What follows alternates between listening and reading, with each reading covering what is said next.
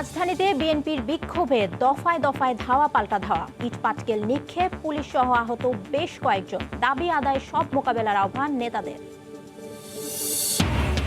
চতুর্থ ধাপে পৌর নির্বাচনের ভোট কাল। কেন্দ্রে কেন্দ্রে পৌঁছে গেছে সরঞ্জাম। ভোট নিরপেক্ষ ও সুষ্ঠু করতে মাঠ প্রশাসনকে ইসির নির্দেশনা। জুয়া খেলতে ২৬ দেশে ভ্রমণ, চট্টগ্রামে গ্রেফতার ভারতীয় জুয়ারি চেতন শর্মার। বাংলাদেশ মিশনের রহস্য উদ্ঘাটনে মরিয়া গোয়েন্দারা। মৌলভীবাজারের কুলাউড়ায় মালবাহী ট্রেন লাইনচ্যুত। সিলেটের সঙ্গে সারা দেশের রেল যোগাযোগ বন্ধ, চলছে উদ্ধার কাজ। এবং ফাল্গুন ও ২১শে ফেব্রুয়ারিতে সারা দেশে বাজার ধরতে ব্যস্ত ফুল চাষিরা। ফলন ভালো হওয়ার গেলবারের ক্ষতি পুষিয়ে নেয়ার আশা।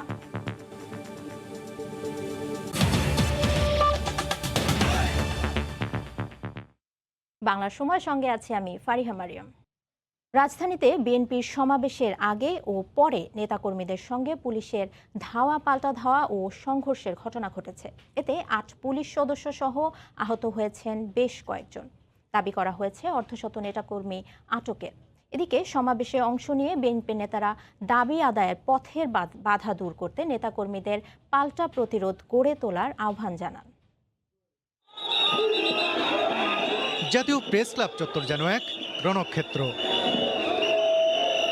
শনিবার বিএনপি নেতাকর্মী আর পুলিশের মধ্যে সংঘর্ষে এমনই উত্তাল হয়ে ওঠে তোপখানা রোড।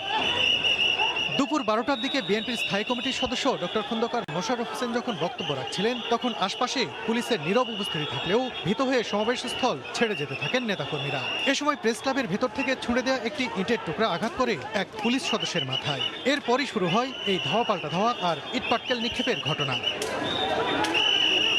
এক পর্যায়ে পুলিশ অনেকটা বাধ্য হয়েই শুরু করে লাঠিচার্জ। খন্দকার মোশাররফ হোসেন সহ অন্য নেতারা প্রবেশ করেন প্রেস ক্লাবে। প্রায় আধা ঘন্টা পর শান্ত হয় পরিস্থিতি।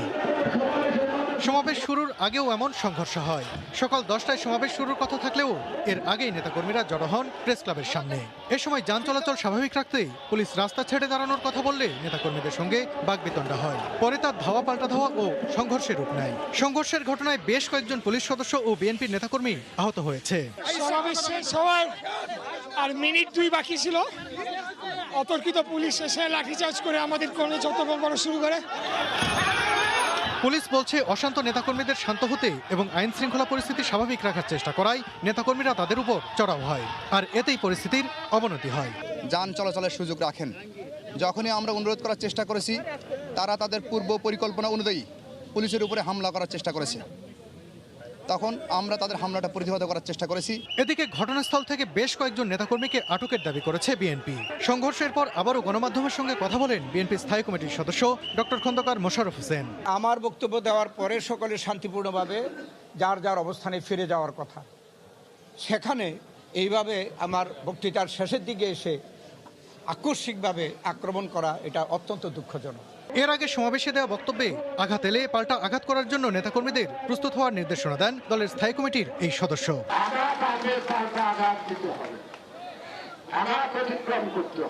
বিএনপির প্রতিষ্ঠাতা প্রয়াত রাষ্ট্রপতি জিয়াউর রহমানের বীর উত্তম খেতাব বাতিলের সিদ্ধান্তের প্রতিবাদে জাতীয় প্রেস ক্লাবের সামনে এই সমাবেশের আয়োজন করে বিএনপি। সালাউদ্দিন সুমন, সময় সংবাদ, ঢাকা। দেশের বিভাগীয় শহরগুলোতেও বিক্ষোভ সমাবেশ করছে বিএনপি ও এর অঙ্গ সংগঠনের নেতাকর্মীরা। রিপোর্টার ও জেলা প্রতিনিধিদের তথ্য ও ছবি নিয়ে রিপোর্ট। কেন্দ্রীয় কর্মসূচির অংশ হিসেবে শনিবার বিকেলে চট্টগ্রামের দলীয় কার্যালয় থেকে মিছিল বের করেন বিএনপির নেতাকর্মীরা। কিছুদূর গেলে পুলিশের বাধার মুখে পড়লে শুরু হয় ধাওয়া পাল্টা ধাওয়া। পরে নাসিমন ভবনের সামনে সমাবেশ করে বিএনপি। রংপুরের গ্র্যান্ড হোটেল মোড়ের বিএনপি কার্যালয় থেকে মিছিল নিয়ে রাস্তায় নামার চেষ্টা করেন নেতাকর্মীরা। বিশৃঙ্খলা এড়াতে ব্যারিকেড দেয় পুলিশ। এ সময় আইন শৃঙ্খলা বাহিনীর সঙ্গে নেতাকর্মীদের কিছুটা ধস্তাধস্তি হয়। পরে পুলিশের বেষ্টনীর ভেতরেই সংক্ষিপ্ত সমাবেশ করেন তারা। বরিশালের সদর রোডে দলীয় কার্যালয়ের সামনে সমাবেশ করে মহানগর বিএনপি। এতে বক্তারা জিয়াউর রহমানের খেতাব বাতিলের সিদ্ধান্ত অবিলম্বে প্রত্যাহারের দাবি জানান। অন্যথায় দেশে রাজনৈতিক অস্থিতিশীলতা সৃষ্টিরও হুঁশিয়ারি দেন তারা। স্বাধীনতা ঘোষণা ভারতের প্রয়াত রাষ্ট্রপতি সঞ্জীব রেড্ডি বলেছেন, ইন্দিরা গান্ধী বলেছেন, কলম্বিয়া বিশ্ববিদ্যালয়ের বক্তৃতায় বিভিন্নভাবে বলেছেন, সারা দেশের মানুষ জানে। আজকে যদি এই খেতাব পরিবর্তন করার চিন্তা ভাবনা করা হয় তাহলে দেশের স্থিতিশীলতা, শান্তি, সমৃদ্ধি ভঙ্গ হবে। এছাড়া বান্দরবন, খুলনা ও সিলেট সহ দেশের বিভিন্ন এলাকায় বিএনপির প্রতিষ্ঠাতা জিয়াউর রহমানের বীর উত্তম খেতাব বাতিলের প্রতিবাদে বিক্ষোভ সমাবেশ করেছে বিএনপি নেতাকর্মীরা। ইসমাত জাহান শুক্লা, সময় সংবাদ। আওয়ামী লীগ সাধারণ সম্পাদক ওবায়দুল কাদের বলেছেন, মুক্তিযুদ্ধের বিষয় নিয়ে কাউকে অস্থিরতা সৃষ্টির সুযোগ দেওয়া হবে না। আলাদা এক অনুষ্ঠানে দলটির যুগ্ম সাধারণ সম্পাদক ও তথ্যমন্ত্রী ডক্টর হাসান মাহমুদ জানান, এখনও জিয়াউর রহমানের খেতাব বাতিলের চূড়ান্ত সিদ্ধান্ত হয়নি। এ নিয়ে রাজনীতি করলে পাল্টা জবাব দেওয়ার হুঁশিয়ারি দেন তিনি। হঠাৎ করেই উত্তপ্ত আবারও দেশের রাজনৈতিক অঙ্গন। বিএনপির প্রতিষ্ঠাতা ও সাবেক রাষ্ট্রপতি জিয়াউর রহমানের মুক্তিযুদ্ধের খেতাব বাতিলের আলোচনার প্রতিবাদে দেশের সব মহানগরীতে সমাবেশ করেছে বিএনপি। এমন সিদ্ধান্তে ক্ষোভ জানান দলটির নেতাকর্মীরা। এদিকে এক প্রতিক্রিয়ায় আওয়ামী লীগ সাধারণ সম্পাদক বলেন, স্বাধীনতা পরবর্তী সময়ে মুক্তিযুদ্ধের চেতনা বিরোধী কাজ করেছেন জিয়াউর রহমান। দীর্ঘদিন ধরে তাদের নেতৃত্বে স্বাধীনতা চেতনা বিরোধী অপশক্তি যেভাবে ইতিহাস বিকৃতি ঘটিয়েছে, তার বিপরীতে নতুন প্রজন্ম এখন সত্যিকারের ইতিহাস জানতে পারছে। মুক্তিযুদ্ধের মীমাংসিত বিষয়কে প্রশ্নবিদ্ধ করার অধিকার এদেশে কারোরই নেই। স্বাধীনতার ইতিহাস বিকৃতি জনক হচ্ছে বিএনপি। তারাই মুখোশের আড়ালে স্বাধীনতা বিরোধী উগ্র সাম্প্রদায়িক গোষ্ঠীর এজেন্ডা বাস্তবায়নের পৃষ্ঠপোষক।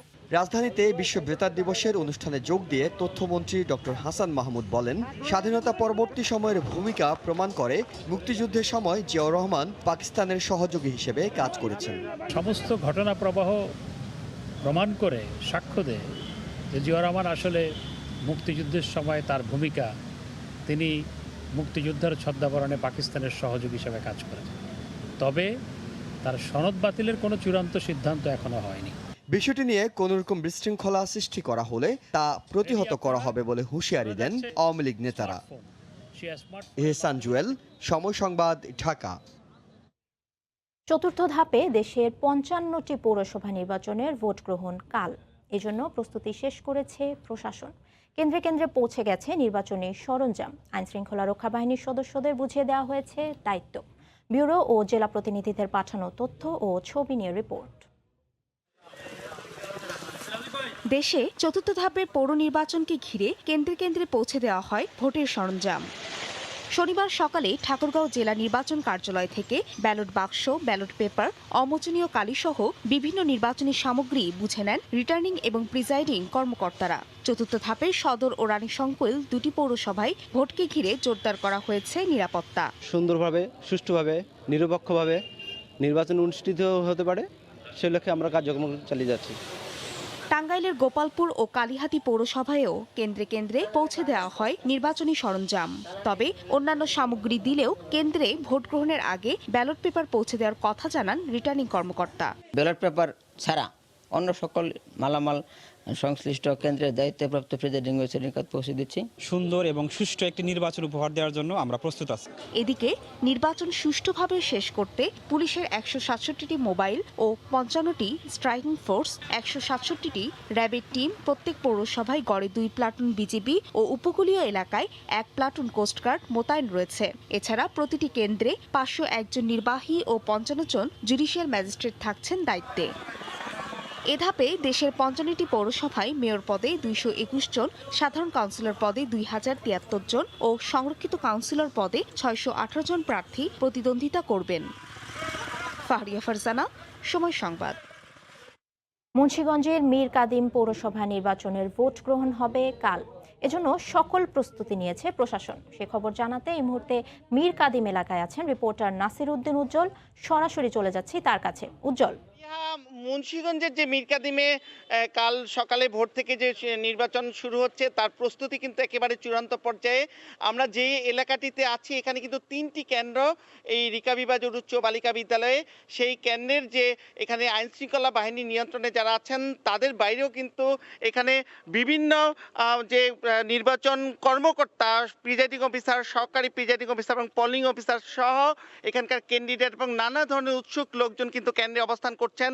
এবং আপনি জানেন যে ইভিএম এখানে ভোট হচ্ছে এবং এই যে বন্দর নগরী প্রাচীন এই এলাকাটি, এখানে কিন্তু 17টি কেন্দ্রে ভোট গ্রহণ হবে এবং প্রায় 37,000 ভোটার এখানে ভোটাধিকার প্রয়োগ করবেন এবং 5 জন মেয়র পদে এখানে আছেন। নৌকা, ধানের শীষ এবং বাইসাইকেল ছাড়াও কিন্তু এখানে মোবাইল নিয়ে একজন প্রার্থী ছিলেন যিনি বর্তমান মেয়র, তিনি কিন্তু সরে দাঁড়িয়েছেন নির্বাচন থেকে এই শেষ দিকে। এছাড়া কিন্তু এখানকার নির্বাচনে একটা উৎসবমুখর পরিবেশ বিরাজমান আছে এবং এখানে যে সাধারণ কমিশনার 36 জন সহ 11 জন রয়েছে সংরক্ষিত নারী আসনের প্রার্থী, এই 47 জন প্রার্থীরা কিন্তু চষে বেড়াচ্ছিলেন শেষ মুহূর্তে পর্যন্ত। কিন্তু এখানে যেই ঘটনাটি ঘটেছে যে এই নির্বাচনের একেবারে শেষ মুহূর্তে কিন্তু হাইকোর্ট থেকে সীমানা জটিলতা এবং ভোটার তালিকা নিয়ে একটি রিটের কারণে নির্বাচন স্থগিত করে দেওয়া হয়। তার একদিন বাদেই কিন্তু বৃহস্পতিবার আবার নির্বাচনের সেই স্থগিতাদেশ প্রত্যাহার করে কিন্তু নির্বাচনের সব বাধা বিপত্তি পার হয়ে যায়। সেই কারণে কিন্তু শেষ মুহূর্তে এখানে নানা রকম পরিবেশ তৈরি হয়েছে। তবে এখানকার যে সমস্যাটি তৈরি হয়েছে সেটি হচ্ছে যে এখানে কিন্তু কিছু সহিংসতার ঘটনা ঘটেছে, যেখানে একজন প্রার্থীর যিনি বর্তমান মেয়র তার মালিকানাধীন যে একটি হসপিটাল সেটিতে হামলা হয়েছে এবং সর্বশেষ যেটি হয়েছে তিলারদিতে একটি প্রবাসীর বাড়িতে কিন্তু ভাঙচুর করা হয়েছে, সেটি কিন্তু আগুন ধরিয়ে দেওয়া হয়েছে। এছাড়া এখানে যে বাইসাইকেল প্রার্থীর সাবেক মেয়র মোহাম্মদ হোসেন রেনু, তার উপর কিন্তু হামলা হয়েছে, তার প্রচারণার মাইক ভেঙে দেওয়া হয়েছে এবং বিচ্ছিন্ন সহিংসতার কারণে কিন্তু ভোটাররা কিছুটা আতঙ্কিত আছেন। তবে এখানকার আইন শৃঙ্খলা বাহিনী যারা আছেন, এখানকার জেলা ম্যাজিস্ট্রেট বলছেন যে এখানে নির্বিঘ্নে যাতে ভোট দিতে পারেন এবং ইভিএমে যে ভোট দেওয়ার ব্যাপারে কিন্তু গতকালই অনুশীলন হয়েছে এবং আজকে সব কেন্দ্রে কিন্তু ইভিএম এর সকল যন্ত্রপাতি পৌঁছে দেওয়া হয়েছে এবং সেখানে কিন্তু অবস্থান করছেন ভোট কর্মকর্তারা এবং পরিবেশ স্বাভাবিক রাখবার জন্য কিন্তু আইন শৃঙ্খলা বাহিনী তৎপর রয়েছেন এবং এই 17টি কেন্দ্রের মধ্যে কিন্তু 11টি কেন্দ্রকেই ঝুঁকিপূর্ণ ঘোষণা করা হয়েছে। এই ছিল মিরকাদিমের পৌরসভা নির্বাচনের প্রস্তুতির সর্বশেষ। ফারিয়া। মুন্সিগঞ্জের মীরকাদিম পৌরসভা নির্বাচনের ভোট গ্রহণ হবে কাল এবং সে বিষয়ে সবশেষ খবর জানাতে আমাদের সঙ্গে মীরকাদিম এলাকা থেকে সরাসরি যুক্ত হয়েছিলেন রিপোর্টার নাসির উদ্দিন উজ্জ্বল। চতুর্থ দফা পৌর নির্বাচন যেন অবাধ ও সুষ্ঠু ও নিরপেক্ষ হয় সে বিষয়ে মাঠ প্রশাসনকে কঠোর নির্দেশনা দেওয়া হয়েছে বলে জানিয়েছে নির্বাচন কমিশন সচিব হুমায়ুন কবির খন্দকার। বিকেলে কমিশনের বৈঠক শেষে সাংবাদিকদের তিনি একথা জানান।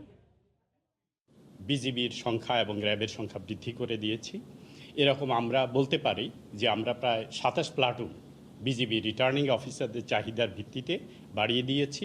হোম মিনিস্ট্রির যেই গাইডলাইন রয়েছে, সার্কুলার রয়েছে, তার থেকেও বেশি আমরা দিয়েছি। আগামী দিন আমাদের যেই ভোট অনুষ্ঠিত হবে এটি ফ্রি, ফেয়ার এবং একেবারে সুষ্ঠুভাবে সম্পন্ন হবে বলে আমরা আশা করি।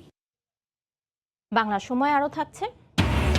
দেশি বিদেশি অপপ্রচার মিথ্যে প্রমাণ করে ভাষান্তরে রোহিঙ্গাদের স্বচ্ছন্দ জীবনের 3 মাস। চলতি সপ্তাহে যাচ্ছেন আরও 4000। চট্টগ্রামে গোয়েন্দা জালে ধরা পড়া 3 ভারতীয় জুয়ারির একজন চেতন শর্মা। জুয়ার সংশ্লিষ্টতায় 26টি দেশ ভ্রমণ করেছে। বিভিন্ন ক্রিকেট দলের সফরের সময় বাংলাদেশে এসেছে অনেকবার। তাই বাংলাদেশ এবং ওয়েস্ট ইন্ডিজের কোনো খেলোয়াড় বা কর্মকর্তার সঙ্গে তার যোগসাজশ আছে কিনা তা অনুসন্ধান করছে পুলিশ। বিস্তারিত জানাচ্ছেন কমল দে। আদালতের নির্দেশে 3 দিনের রিমান্ড শেষে 3 ভারতীয় জুয়ারি সুনীল কুমার, চেতন শর্মা এবং স্যানি ম্যাগু এখন চট্টগ্রাম কেন্দ্রীয় কারাগারে। কিন্তু জিজ্ঞাসাবাদে তাদের কাছ থেকে পাওয়া কিছু তথ্য নিয়ে বিভ্রান্তিতে রয়েছে মামলা তদন্তকারী সংস্থা ডিবি পুলিশ। বিশেষ করে গ্রেপ্তারকৃত চেতন শর্মা শুধুমাত্র জুয়ার জন্য অন্তত 26টি দেশ ভ্রমণ করেছে। বিভিন্ন ক্রিকেট টিমের সফরকে কেন্দ্র করে বাংলাদেশও এসেছে অসংখ্যবার। তার এই যাওয়া আসার মাঝে কারোর সাথে সখ্যতা গড়ে উঠেছে কিনা তার অনুসন্ধান শুরু করেছে নগর পুলিশের গোয়েন্দা শাখা। তাদের এই কার্যক্রমের ক্ষেত্রে বিসিবি, বাংলাদেশ ক্রিকেট দল অথবা ওয়েস্ট ইন্ডিজ ক্রিকেট দল বা মাঠ সংশ্লিষ্ট বা খেলা সংশ্লিষ্ট কারোর সাথে যোগাযোগ করেছে কিনা এই বিষয়টা আমরা খতিয়ে দেখছি। তদন্তকারী দলের সূত্রে জানা গেছে প্রতিটি আন্তর্জাতিক ম্যাচের ভেন্যুতে বাজিকরদের প্রতিরোধে আইসিসির দুর্নীতি দমন টিম আকসুর সদস্যরা থাকলেও এবার তা ছিল না। জুয়ারিদের সাথে সম্পর্ক রাখায় বিশ্বসেরা অলরাউন্ডার সাকিব আল হাসান সহ বাংলাদেশের বেশ কজন ক্রিকেটারকে চরম মূল্য দিতে হয়েছে। তারা কেন এসেছে, তাদের উদ্দেশ্যটা কী ছিল এবং তারা যে টিকিট পেয়েছে সেই টিকিটগুলো তারা কাদের কাছ থেকে পেয়েছে, তো এই সবগুলো বিষয় কিন্তু তদন্ত করলে আমার মনে বেরিয়ে আসবে। এদিকে দর্শক শূন্য স্টেডিয়ামে এই 3 ভারতীয় জুয়ারি প্রবেশ নিয়েও প্রতিটি 500 টাকা করে তারা টিকিট সংগ্রহ করেছিল। স্পন্সর যেসব প্রতিষ্ঠান আছে তাদের হয়তো তারা যাদেরকে টিকিটগুলো দিয়েছে তাদের মধ্যে থেকে কেউ হয়তো এটা বাইরে বিক্রির জন্য নিয়ে এসছে। গত 6 ফেব্রুয়ারি চট্টগ্রামের জহুর আহমেদ চৌধুরী স্টেডিয়ামে বাংলাদেশের সাথে ওয়েস্ট ইন্ডিজের প্রথম টেস্ট ম্যাচের 4র্থ দিনে খেলা চলাকালে আটক করা হয় 3 ভারতীয় জুয়ারিকে। কমল দে, সময় সংবাদ, চট্টগ্রাম। মৌলভীবাজারে আবারও মালবাহী একটি ট্রেন লাইনচ্যুত হয়েছে। এ ঘটনার পর থেকে সিলেটের সঙ্গে সারা দেশের রেল যোগাযোগ বন্ধ রয়েছে। দুপুরে কুলাউড়া উপজেলার মাইচগাঁও এলাকায় এ ঘটনা ঘটে। রেলওয়ে জানায় দুপুর 2টার একটু পরে ভাটেরা ও মাইচগাঁও এলাকার মাঝামাঝি পৌঁছালে সিলেটগামী মালবাহী ট্রেনটির একটি বগির 2টি চাকা লাইনচ্যুত হয়। এতে সারা দেশের সঙ্গে সিলেটের ট্রেন চলাচল বন্ধ হয়ে যায়। পরে কুলাউড়া থেকে রিলিফ ট্রেন এসে উদ্ধার অভিযান শুরু করে। তবে এই ঘটনায় তেলবাহী বগিটির কোনো ক্ষয়ক্ষতি হয়নি বলে নিশ্চিত করেছে রেলওয়ে।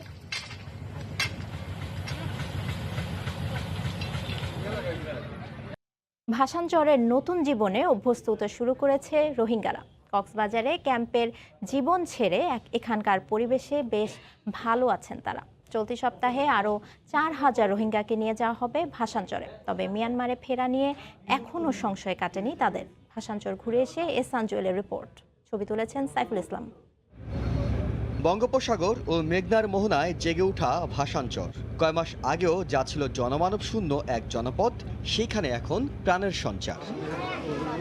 3 মাস হতে চলল এ চরে রোহিঙ্গাদের বসতি স্থাপন। কক্সবাজারের ছোট্ট খুপড়িতে বাস করা মানুষগুলো এখানে পেয়েছেন আধুনিক পরিকল্পিত আবাসন। এখন পর্যন্ত 3 দফায় রোহিঙ্গা এসেছেন মাত্র 7000।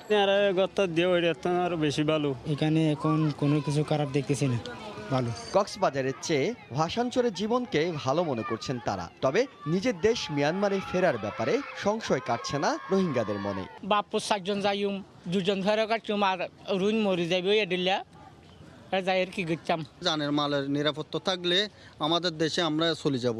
ভাসানচরের সুযোগ সুবিধার ফলে কক্সবাজার থেকে আরও বেশি রোহিঙ্গারা আসার ব্যাপারে আগ্রহ দেখাচ্ছেন বলে জানান প্রকল্প পরিচালক। অবস্থান প্রেক্ষাপটে, আমাদের যে স্থাপনার প্রেক্ষাপটে, আমাদের যে ফ্যাসিলিটিস, ইকো ফ্রেন্ডলি একটা এনভায়রনমেন্টে যে স্থাপনাগুলি তৈরি করা হয়েছে, সেই প্রেক্ষিতে এখানে ওরা অনেক ভালো অবস্থান করছে। বর্তমান পরিকল্পনায় 1 লাখ রোহিঙ্গাকে ভাসানচর আনা হবে। তবে আরও 2 লাখ রোহিঙ্গাকে এ চরে আনার সুযোগ রয়েছে। জীবনের হিসেব অনেক সময় কঠিন ও নির্মম। জীবন বাঁচাতে বারবার ঠিকানা বদল করতে হয় তাদের, কখনো কক্সবাজার, কখনো ভাসানচর। তবে আসল যে ঠিকানা অর্থাৎ মিয়ানমারে ফিরে যেতে হলে তারা মনে করে অন্তত বেঁচে থাকার অধিকারটুকু নিশ্চিত করতে হবে। এহসান জুয়েল, সময় সংবাদ, ভাসানচর, নোয়াখালী। বাংলার সময় আরও থাকছে। গাজীপুরের শ্রীপুরে আগুন লাগার 2 দিন পর আরও 2 জনের লাশ উদ্ধার। এ নিয়ে মৃতের সংখ্যা দাঁড়ালো 3-এ। দেশের জেলা উপজেলাগুলোতে প্রতিদিনই ভিড় বাড়ছে করোনা টিকাগ্রহীতাদের। কোনো রকম পার্শ্ব প্রতিক্রিয়া দেখা না দেওয়ায় আগ্রহ বাড়ছে মানুষের। উৎসবমুখর পরিবেশে চলছে টিকাদান কার্যক্রম। প্রতিটি বুথের সামনে দীর্ঘ লাইনে দাঁড়িয়ে অধীর আগ্রহে সবাই অপেক্ষায় আছেন করোনার ভয়কে জয় করার। চট্টগ্রাম, মুন্সিগঞ্জ, মাদারীপুর সহ দেশের বিভিন্ন জেলা উপজেলায় চোখে পড়েছে টিকা প্রত্যাশীদের দীর্ঘ লাইন। সব শ্রেণীর মানুষের কাছে টিকা পৌঁছে দেওয়ার জন্য নানা পদক্ষেপ নিচ্ছে সরকার। ঠিক একই গতিতে সাধারণ মানুষও অংশ নিচ্ছেন টিকাদান কর্মসূচিতে। গেল 4 দিন কয়েকশো মানুষ যেখানে টিকা নিয়েছেন সেখানে আজ এসেছেন হাজার হাজার মানুষ। টিকা গ্রহণের পর সন্তোষ প্রকাশ করেছেন তারা। পরিবার সহকারে আমরা আজকে টিকা নিচ্ছি। টিকা নেওয়ার পরে আমরা আধা ঘন্টা বসেছিলাম, ইনশাল্লাহ কোনো সমস্যা হয় নাই। আসার পরপরই তো ঢুকতে পারলাম, এমনি তো কোনো সমস্যা না, আবার কোনো ব্যথাও না। আমি মানে শুনছি যে অনেকের কাছে যে এটা কোনো সমস্যা নেই এবং অন্যান্য যে ভ্যাকসিনগুলো আছে সেগুলোর চেয়ে এটা সহজ। দেশে করোনা ভাইরাস পুরোপুরি নিয়ন্ত্রিত রয়েছে বলে দাবি করেছেন স্বাস্থ্যমন্ত্রী জাহিদ মালিক। দুপুরে মানিকগঞ্জ পৌরসভার ভবিষ্যৎ উন্নয়ন প্রকল্প নিয়ে আয়োজিত আলোচনা সভায় তিনি একথা বলেন। বাংলাদেশে করোনার নিয়ন্ত্রণে আছে বিধায় আজকে আমাদের এই মিটিংয়ে বসতে পারছি। করোনা নিয়ন্ত্রণে আছে বিধায় কলকারখানা চলছে, লোকে বেকার হয় নাই, রেমিটেন্স পাচ্ছেন, বিদেশে যাওয়া আসা এখনো অব্যাহত আছে, ইম্পোর্ট এক্সপোর্ট চলছে। কন্ট্রোলটা জাদু মন্ত্র দেওয়া হয় নাই, এটা ম্যাজিক না, এটার পিছনে অনেক খাটাখাটি হয়েছে। গাজীপুরের শ্রীপুরে অগ্নিকাণ্ডের 2 দিন পর আরও 2 জনের লাশ উদ্ধার করা হয়েছে। এ নিয়ে মৃতের সংখ্যা বেড়ে দাঁড়ালো 3-এ। দুপুরে পুলিশ সুপার AKM জহিরুল ইসলাম মুঠোফোনে এ তথ্য নিশ্চিত করেন। স্বজনরা জানান, আগুন লাগার পর থেকে কারখানার কর্মচারী আলমগীর ও নাসির উদ্দিনের খোঁজ পাচ্ছিলেন না তারা। বিষয়টি পুলিশকে জানানোর পর ধ্বংসস্তূপের ভেতর থেকে তাদের লাশ উদ্ধার করা হয়। বৃহস্পতিবার বিকেলে শ্রীপুরের ASM কেমিক্যাল কারখানার বহুতল ভবনে আগুন লাগে। প্রায় 4 ঘন্টা পর আগুন নিয়ন্ত্রণে এলেও সে সময় আলমগীর হোসেন নামে একজনের লাশ উদ্ধার করে ফায়ার সার্ভিস।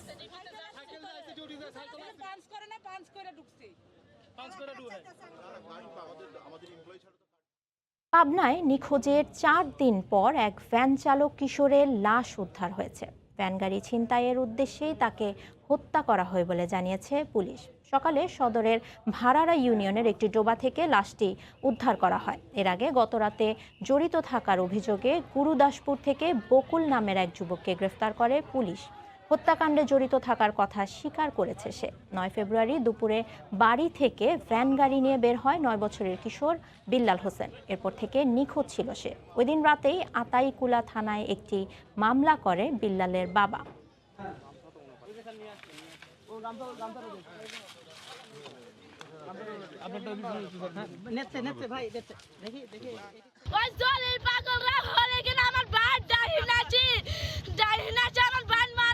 নিষ্পাপ মানুষের হত্যা করা হয়েছে, এলাকার সবাই এটা বিচার চাচ্ছে, উপযুক্ত বিচার। এখন পর্যন্ত আমরা একজনের সরাসরি সম্পৃক্ততা পেয়েছি, আর এর বাইরে যদি আরো আমরা তদন্ত অব্যাহত থাকবে, আরো যদি যেই থাকে তাদের আমরা আইনের আওতায় নিয়ে আসবো। গাজীপুরে কাভার্ড ভ্যান চালক হত্যাকাণ্ডে জড়িত থাকার অভিযোগে 2 জনকে গ্রেফতার করা হয়েছে। গতরাতে অভিযান চালিয়ে কাশিমপুর এলাকা থেকে তাদের গ্রেফতার করা হয়। দুপুরে গাজীপুর মেট্রোপলিটন পুলিশের কার্যালয়ে সংবাদ সম্মেলন করে এ তথ্য জানান পুলিশের উপকমিশনার জাকির হাসান। তিনি জানান, গত বৃহস্পতিবার ঢাকা ময়মনসিংহ মহাসড়কের রাজেন্দ্রপুর এলাকায় কাভার্ড ভ্যান চালক মুন্নাফকে গলা কেটে হত্যা করে দুর্বৃত্তরা। পরে মালামাল সহ কাভার্ড ভ্যান নিয়ে পালিয়ে যায় তারা। এ ঘটনায় নিহত মুন্নাফের স্ত্রী শাহেদা বেগম বাদী হয়ে গাজীপুর সদর থানায় একটি মামলা করেন। গতরাতে অভিযান চালিয়ে হত্যাকাণ্ডে জড়িত 2 জনকে গ্রেফতার করে পুলিশ। কিশোরগঞ্জের ভৈরবে ছিনতাইকারীর ছুরিকাঘাতে একজন নিহত হয়েছেন। স্বজনরা জানান, ভোরে সৈয়দ নজরুল ইসলাম সেতু এলাকায় হাঁটতে বের হন নিতাই সাহা। পাওয়ার হাউস এলাকায় পৌঁছালে ছিনতাইকারীর কবলে পড়েন তিনি। এক পর্যায়ে নিতাইকে ছুরিকাঘাত করে পালিয়ে যায় তারা। গুরুতর অবস্থায় পথচারীরা তাকে উদ্ধার করে স্থানীয় হাসপাতালে নিলে মৃত ঘোষণা করেন চিকিৎসক। এদিকে ঘটনাস্থল পরিদর্শন করে প্রয়োজনীয় ব্যবস্থা নেওয়ার কথা জানিয়েছে পুলিশ। অনেকগুলো আঘাত ছিল, আঘাতের প্রচুর এক্সটার্নাল ব্লিডিং হওয়ার কারণে এবং হাইপোভলিমিক শকের কারণে উনি মৃত্যুবরণ করেন। উনি আসে তাকে উদ্ধারপূর্বক প্রথমে হাসপাতালে পাঠান, হাসপাতালে নেওয়ার পরে তিনি মৃত্যুবরণ করেন। নওগাঁয় শিক্ষার্থী হামিম হত্যার বিচারের দাবিতে বিক্ষোভ সমাবেশ করছে তার সহপাঠী ও এলাকাবাসী। সকালে নওগাঁর সাদুর উপজেলার চাকলা মোড়ে এই বিক্ষোভ সমাবেশ করেন তারা। এর আগে নগরীর চাকলা মোড় থেকে একটি বিক্ষোভ মিছিল নিয়ে বিভিন্ন সড়ক প্রদক্ষিণ করে আবার সেখানে এসে জড়ো হন তারা। পরে এক সংক্ষিপ্ত সমাবেশে বক্তারা দোষীদের চিহ্নিত করে তাদের দৃষ্টান্তমূলক শাস্তির দাবি জানান। গত 8 ফেব্রুয়ারি কে বা কারা বাসা থেকে ডেকে নিয়ে যায় শিক্ষার্থী হামিমকে। পরে গুরুতর আহত অবস্থায় তাকে পড়ে থাকতে দেখে হাসপাতালে ভর্তি করে স্থানীয়রা। বৃহস্পতিবার চিকিৎসাধীন অবস্থায় মারা যায় হামিম। এ ঘটনায় নিহতের বাবা বেশ কয়েকজনকে আসামি করে একটি মামলা করেন। এখন পর্যন্ত একজনকে আটক করেছে পুলিশ।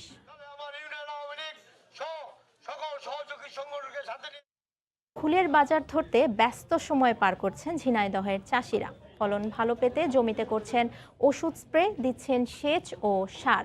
ফলন আর দাম ভালো থাকায় এবছর ফুল বিক্রি করে গতবারের লোকসান কমানোর আশা তাদের। ঝিনাইদহ প্রতিনিধি লোটাস রহমান সোহাগের পাঠানো তথ্য ও ছবিতে রিপোর্ট। ঝিনাইদহ জেলার কালীগঞ্জ উপজেলার বালিয়াডাঙ্গা গ্রাম দেখলেই মনে হবে নকশিকাঁথার মাঠ। সবুজের বুক জুড়ে রঙের ছড়াছড়ি। গাঁদা, গোলাপ, জারবেরা ও চন্দ্রমল্লিকা সহ নানা জাত আর রঙের ফুল দেখলে জুড়িয়ে যায় মন। বাণিজ্যিকভাবে উৎপাদিত এই ফুল বাগানের পরিচর্যায় ব্যস্ত কৃষকেরা। বসন্ত বরণ, ভালোবাসা দিবস আর আন্তর্জাতিক মাতৃভাষা দিবসে ফুলের চাহিদা বেশি থাকে। এই 3 দিবসের বাজার ধরতেই তাই ব্যস্ততা বেড়েছে তাদের। দাম আশানুরূপ হওয়ায় এখন ফলন ভালো পেতে পরিচর্যায় ব্যস্ত কৃষক। আশা করছেন ফুল বিক্রি করে পোষাবেন গত বছরের লোকসান। পোকামাকড় দিকতে খুব কম পেয়েছি, তাতে মনে করেন যে সার মাটু ভালো দিয়েছি, দেওয়ার পরেও এখন ফলনটা ভালো হচ্ছে। 14 ফেব্রুয়ারি এবং 21 ফেব্রুয়ারিতে যদি আমাদের কিছু যে দাম যাচ্ছে এর থেকে যদি কিছু বৃদ্ধি হয় দাম, তাহলে আল্লাহ রহমতে ভালোই হবে। হয়তো একটু দাম ভালো পালি আমাদের, বাকিটা আল্লাহর ইচ্ছা। হয়তো একটু পরিচর্যা করে আমরা একটু লাভবান হতে পারবো। কৃষি বিভাগ বলছে ফলন ভালো পেতে প্রশিক্ষণ সহ কৃষকদের দেয়া হচ্ছে প্রযুক্তিগত সহযোগিতা। ফুল চাষটাকে তারা অর্থনীতিতে লাভবান হতে পারে, এই জন্য আমরা কৃষি অধিদপ্তর তাদের সাথে থেকে তাদেরকে বিভিন্ন ধরনের টেকনিক্যাল সাপোর্ট এবং এই প্রশিক্ষণ এবং কীভাবে মহিলাদেরকেও ইনভলভ করা যায়, মহিলাদেরকে এই মাধ্যমে তাদেরকে অর্থনৈতিকভাবে স্বাবলম্বী করা যায়, সেই বিষয়টা আমরা এনশিওর করতেছি। জেলা কৃষি সম্প্রসারণ অধিদপ্তরের তথ্য মতে চলতি বছরে জেলার 6 উপজেলায় 170 হেক্টর জমিতে ফুলের আবাদ হয়েছে। সময় সংবাদ, ঝিনাইদহ। বাংলা সময় শীর্ষ সংবাদ জানিয়ে দিচ্ছি আরেকবার।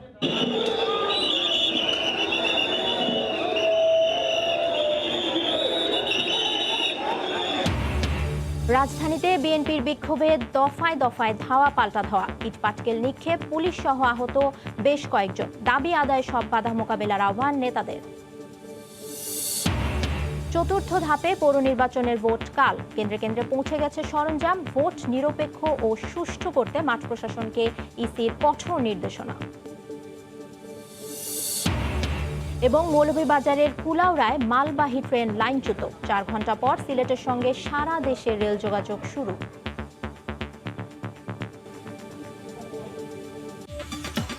এই ছিল বাংলার সময়। সঙ্গে থাকুন সময়।